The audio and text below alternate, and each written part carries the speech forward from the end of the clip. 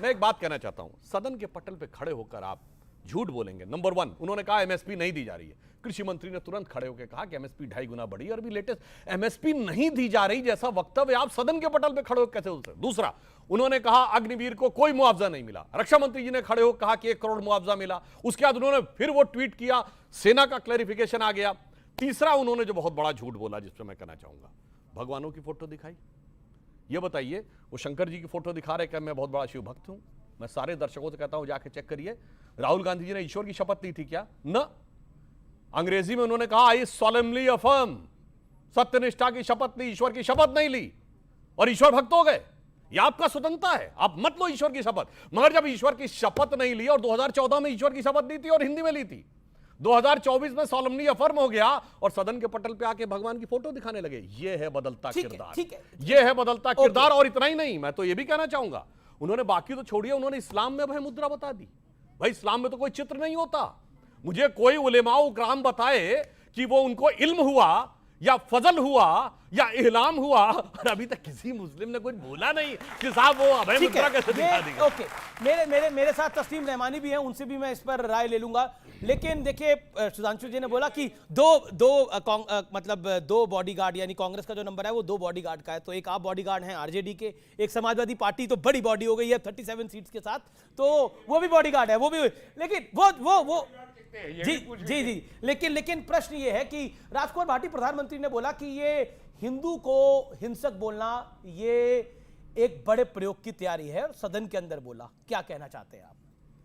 नहीं, पहली बात तो ये कि भारतीय जनता पार्टी और उसके नेता इसमें माहिर हैं कि जो उनकी तरफ तीर छोड़े जाते हैं उनकी दिशा बदलने में माहिर हैं।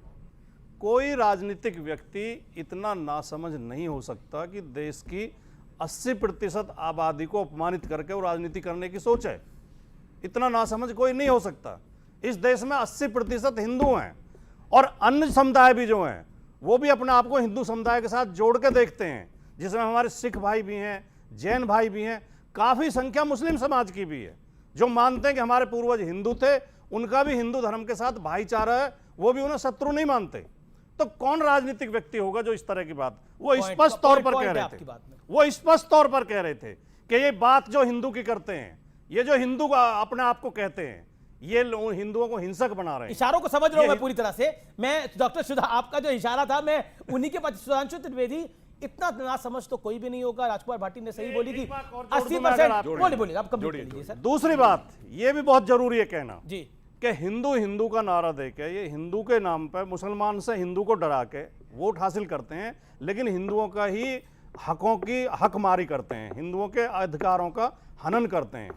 जो बात हम कई साल से कह रहे हैं, उत्तर प्रदेश में आप बार बार टोकते हैं हमें कि बीजेपी की सरकार ओबीसी और दलित समुदायों को नौकरियों में आने से रोक रही है, उनके हक मार रही है। वो अब इनकी मंत्री कह रही है, केंद्रीय मंत्री जो मोदी जी की सरकार में है, अनुप्रिया पटेल पत्र लिख के कह रही है कि यूपी में ओबीसी को भर्ती होने से रोका जा रहा है। उन्होंने प्रश्न खड़ा करा और शासन जवाब देगा। सुधांशु त्रिवेदी, इतना ना समझ तो कोई नहीं होगा। उन्होंने बहुत सही बात, कोई ना समझ नहीं है, वो बहुत समझदार हैं। उनको पता है 20% तो पक्का वाला वोट है, और ये 80% में तो खूब टुकड़े टुकड़े करने हैं। अभी बोले ना, अगड़ा पिछड़ा, दलित सवर्ण, तमिल हिंदी, उत्तर दक्षिण, खूब 20% अपना है, 80 में टुकड़े करना है। ना समझ नहीं है, क्योंकि हिंदू समाज में एक भी जाति ऐसी नहीं जो 20% हो।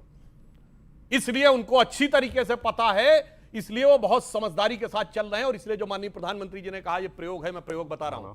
इनके कर्नाटक के कार्यकारी अध्यक्ष रहे, जो वर्तमान में पीडब्ल्यूडी मिनिस्टर है, सतीश जारकीहोली, उन्होंने शब्द बोला था हिंदू शब्द गंदा है। इनके यात्रा में, जो भारत जोड़ो यात्रा थी, तमिलनाडु में एक ऐसे पादरी शामिल हुए थे जिनका नाम है जॉर्ज पुनैया, जिन्होंने कहा है कि मैं जूते इसलिए पहनता हूं कि भारत की धरती को अपवित्र मानता हूं। इनकी सबसे बड़ी दक्षिण भारत की गठबंधन सहयोगी ने क्या कॉन्फ्रेंस की, इरेडिकेशन ऑफ सनातन धर्म, यानी हिंदू धर्म का समूल नाश। फर्रुखाबाद में इनकी कैंडिडेट ने क्या कहा, वोट जिहाद। और इंटरनेशनल लेवल पे कॉन्फ्रेंस हो चुकी है 2 साल पहले, डिसमेंटलिंग ग्लोबल हिंदुत्व। लेकिन तो ये संयोग नहीं है, ये विधिवत प्रयोग है। सुधांशु त्रिवेदी, एक आपके, मैं उस लोकसभा सांसद का नाम भूल रहा हूं, लेकिन उन्होंने अपनी शपथ के बाद बाकायदा हिंदू राष्ट्र का उद्घोष कर दिया। उन्होंने जय हिंदू राष्ट्र बोला, मतलब जब शपथ के बाद एक नारा लगाते तो उसने जय हिंदू राष्ट्र बोला।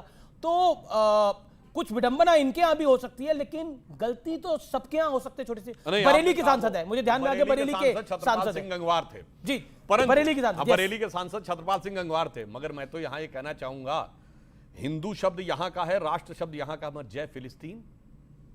भाई बाहर के देश पे जय फिलिस्तीन, और मैं जय फिलिस्तीन भी ऐसे नहीं बोला, सुनिए, ओवैसी ने हवा में नहीं बोला।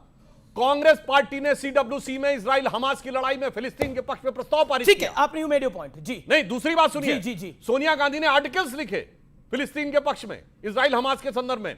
प्रियंका गांधी का ट्वीट है। अगर अंतरराष्ट्रीय विचारों पे है तो क्या चीन ताइवान के ऊपर कोई आर्टिकल आपने देखा है? कोई CWC का प्रस्ताव देखा है? मैं विषय- कभी कुवैत और इस पे ये देखा बड़ा है? विषय हो जाएगा भारत और चीन पे इंटरनेशनल देखा विषय है? हो जाएगा। मैं कहता हूं कि इसलिए- हम विषय पर आ जाते।